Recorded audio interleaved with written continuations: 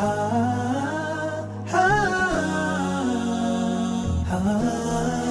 les amis, aujourd'hui je vais vous apprendre à faire la choupakia. C'est un gâteau oriental maghrébin, surtout au niveau pour le ramadan. Voilà, suivez bien étape par étape, surtout au niveau de la cuisson, c'est vraiment à feu très doux pour réussir ça. Regardez, comme ça vous avez vraiment le croquant et à l'intérieur, regardez, ça, tout ça c'est du miel. Vous entendez comme ça croque? Et à l'intérieur, c'est rempli de miel. Donc, suivez bien ma recette, toutes les étapes. Si vous avez aimé cette vidéo, n'oubliez pas de liker, de partager et surtout de vous abonner. À bientôt. Pour notre délicieuse choupakia, il nous faut 500 g de farine, il nous faut 1 kg de miel, 1 litre d'huile pour la cuisson, 150 g de lait tiède, 3 cuillères à soupe de fleur d'oranger, une pointe de colorant alimentaire, une pincée de sel, une petite cuillère à café de levure boulangère fraîche, 2 poignées de graines de sésame pour saupoudrer à la fin de cuisson et il me faut 125 g de beurre. Pour cela, on a besoin d'un petit laminoir, d'une petite roulette, d'un rouleau à pâtisserie et de la farine pour saupoudrer. On va mettre notre petit sel, on va mettre notre levure, notre colorant. À tout ça, on va rajouter le beurre. On va sabler notre pâte. Sabler, c'est-à-dire intégrer le beurre. Une fois que vous avez fini de sabler votre pâte, on met la fleur d'oranger, donc 3 cuillères de fleur d'oranger. On mélange un petit peu et on met notre lait petit à petit, notre lait tiède. Et on ramasse la pâte. Voilà, je vais finir de travailler ma pâte sur le plan de travail.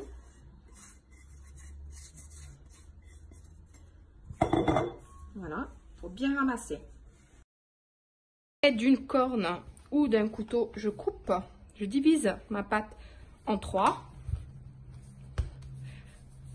Et je vais la mettre dans un sac de congélation pour pas qu'elle durcisse. N'oubliez pas, avant de travailler sur votre plan de travail, de nettoyer votre plan de travail avec du vinaigre. Voilà, on se retrouve pour... Donc voilà, je fais un boudin, sans oublier de saupoudrer de farine mon plan. Je l'allonge un peu à l'aide d'un rouleau avant de le passer au laminoir. Voilà. Donc au niveau du laminoir, on commence le plus grand nombre, c'est-à-dire moi sur ma machine c'est le 7. Et puis après on réduit jusqu'au niveau 4. Donc regardez bien votre machine si la plus grande fente c'est le plus grand nombre. Voilà, donc là on va même passer au laminoir. Stop. Voilà, donc n'oubliez pas, on commence toujours par le numéro 7. Du coup, pour ma machine, vérifiez votre machine, c'est lequel nombre le plus grand. Et n'oubliez surtout pas d'effleurer votre pâte avec de la farine au fur et à mesure pour pas qu'elle colle. Voilà, donc une fois sortie de laminoir, je la plie. Le fait de la plier, ça va la retravailler une deuxième fois et on aura une pâte beaucoup plus souple. Voilà, donc je la repasse au même numéro. Voilà, je viens de la replier une deuxième fois et je vais la repasser au laminoir, toujours au numéro 7. Je peux commencer à enlever ces petits bords et les mettre dans mon sac de congélation pour la reprendre à la fin. Voilà, là je passe au numéro 4 et j'effleure ma pâte avec de la farine juste avant de la passer. Voilà, là j'ai changé de numéro, je suis passée au numéro 4. Allez, là je coupe tout ce qui dépasse pour faire quelque chose de droit des deux côtés. Voilà. J'appuie bien avec ma roulette. N'oubliez pas, ne jetez vraiment pas ces chutes, il faut les garder, hein. On les reprendra à la fin. C'est pour ça que je les mets dans un sac de congélation pour pas qu'ils sèchent. Pour que ça fasse droit. Et là, je vais faire des entailles, mais pas jusqu'au bout. Alors on en fait, on compte 1, 2, 3, 4, 5.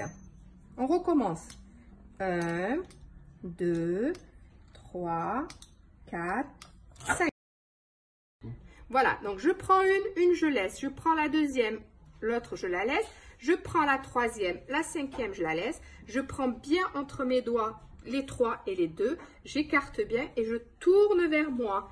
Et je pose et j'ai plus qu'à serrer un peu sur les côtés. Et c'est prêt. Allez, une, je laisse la deuxième. 3, je laisse la quatrième. 5, je prends les 3 et les 2 ensemble. J'étire bien et je tourne vers moi. Et là, juste j'appuie un petit peu. Je pose sur un plateau. Et quand mon plateau est plein, je mets un petit torchon propre dessus pour pas que ma pâte elle sèche. Voilà, donc ça c'est mes chutes. Je les reprends et je fais exactement comme pour les autres. Je façonne un petit boudin, j'effleure mon plan de travail et ma pâte et je la retravaille exactement pareil. Donc comme la première, on la replie en deux pour la repasser encore au numéro 7. On fait cette étape 2 fois. Donc là, on chauffe notre huile. Notre miel est à peine chaud. Il ne faut pas qu'il soit bouillant. Il faut vraiment qu'il soit à peine chaud.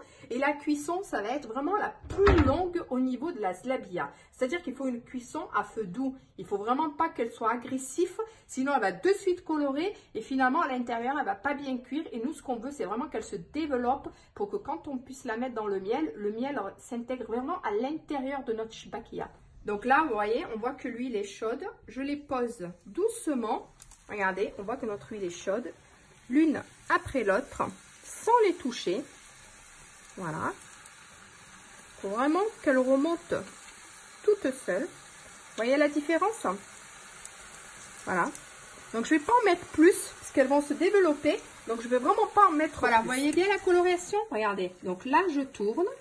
Et seulement à ce moment-là, je tourne. Et je laisse cuire pareil de l'autre côté. Il faut vraiment avoir cette coloration marron. Et voilà, regardez mon feu. Moi, je suis sur une plaque à induction, je suis sur 5. Vous, si vous êtes à gaz, vous mettez sur feu moyen. Je répète, il faut vraiment que ça prenne le temps de cuire. Voilà, on va les laisser dans le miel le temps que mes autres soient prêtes. On les enlèvera juste avant. Comme ça, elles vont vraiment bien être bien mielleuses à l'intérieur. Voilà, une fois que j'ai retourné les shibakiyah, j'enlève les autres. Voilà, on va bien les laisser goûter. Regardez, le miel. On les met dans un plat. Moi, j'ai pris le haut de couscoussière. Hein. Vous pouvez prendre une passoire. Et là, on prend nos graines de sésame qu'on saupoudre bien au-dessus. Regardez. Alors, je refais. J'égoutte. Vous avez vu, toujours à l'aide d'une fourchette. Je pose et je prends mes graines de sésame et je saupoudre.